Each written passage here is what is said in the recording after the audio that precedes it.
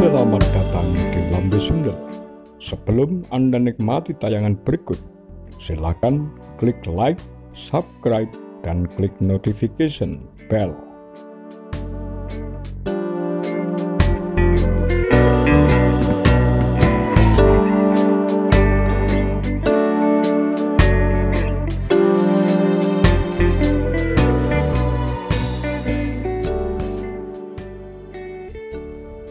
Bunga mekar, gugur sendiri.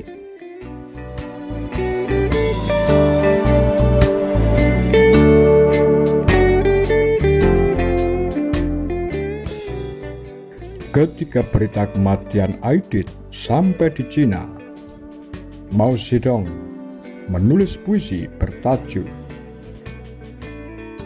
Bela Sungkawa untuk Kawan Aidit. Puisi tersebut kelak dimuat dalam buku Mao Zedong, Suci Guanji, kumpulan lengkap puisi Mao Zedong.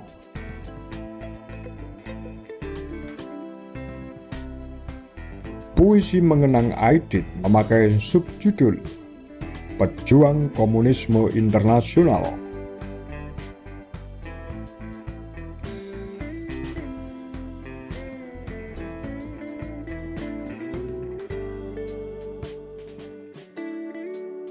Terjemahan puisi ini dilakukan oleh Nur Diana, dimuat dalam buku biografi karya Putri Sulung Aidit, Ibaruri Putri Alam, tahun 2006.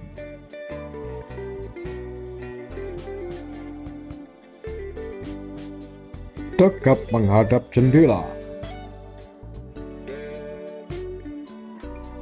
dingin di ranting jarak, tersenyum mendahului mekarnya berbagai kembang. Sayang, wajah girang tak berwaktu panjang, malahan gugur menjelang musim semi datang. Yang akan gugur, gugurlah pasti. Gerangan haruskah itu mengesalkan hati? Pada waktunya, bunga mekar dan gugur sendiri. Wanginya tersimpan menanti tahun depan lagi. Dalam persidangan Mahmilut terungkap, Bung Karno lewat saluran resmi Departemen Luar Negeri sekitar akhir bulan Juli 1965 telah memanggil Aidit dan Nyoto yang sedang berkunjung ke sejumlah negara Blok Timur. Tidak pernah dirinci secara tuntas apa makna panggilan tersebut.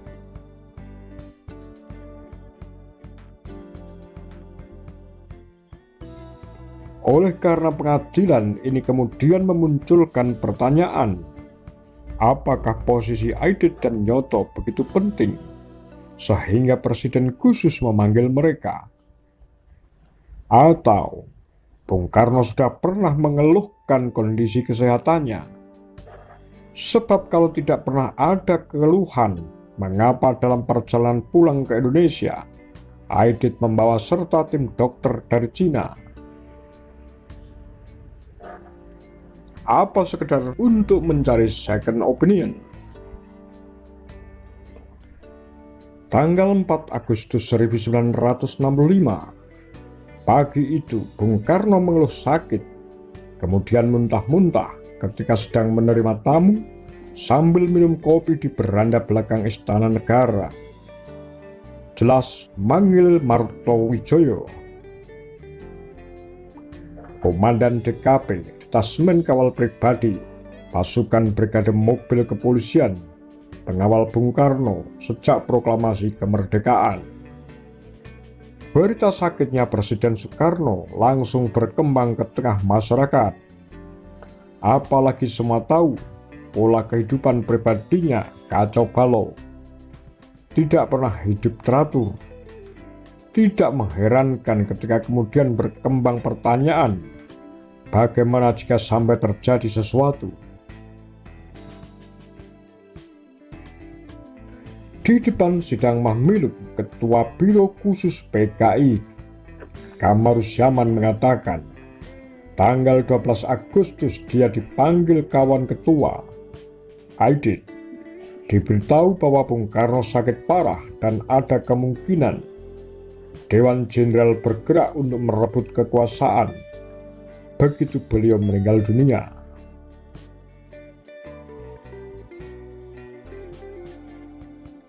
Sebagai petugas profesional, tanpa menunggu instruksi lanjutan, Syam mengaku sudah tahu apa yang harus dilakukan. Sejak tanggal 6 September 1965, dia mulai menggelar pertemuan dengan para perwira maju yang sudah berhasil dia bina. Rangkaian rapat untuk mematangkan skenario guna menangkal dan mendahului rencana Dewan Jenderal merebut kekuasaan.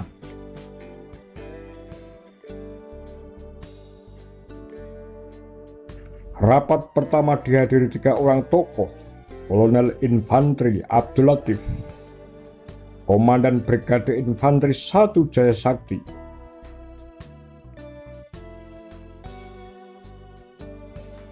Letnan Kolonel Infanteri Untung Samsuri, Komandan Batalion 1 Kawal Kehormatan Resimen Cakrabirawa, dan Mayor Udara Suyono, Komandan PPP Pasukan Pertahanan Pangkalan Angkatan Udara, Halim Perdana Kusuma.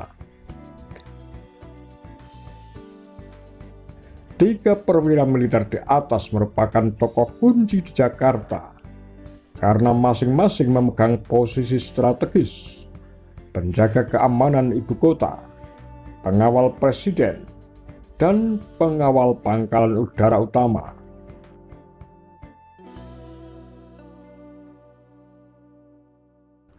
Perjalanan waktu membuktikan gagasan dasar Aidit untuk mendahului aksi Dewan Jenderal dalam merebut kekuasaan dari tangan presiden terbukti malah langsung berubah jadi berantakan.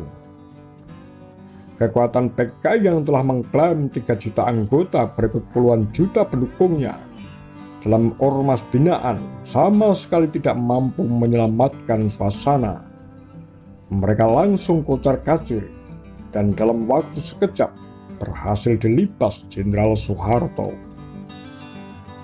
Begitu juga dengan Aidit serta seluruh pimpinan PKI, baik mereka yang duduk dalam Central Committee sampai anggota di tingkat ranting, hampir seluruhnya bisa diringkus. Bahkan sebagian dari mereka, termasuk yang bukan anggota PKI, malah langsung diselesaikan. Demikian kura-kura Takar Lambe Sundel.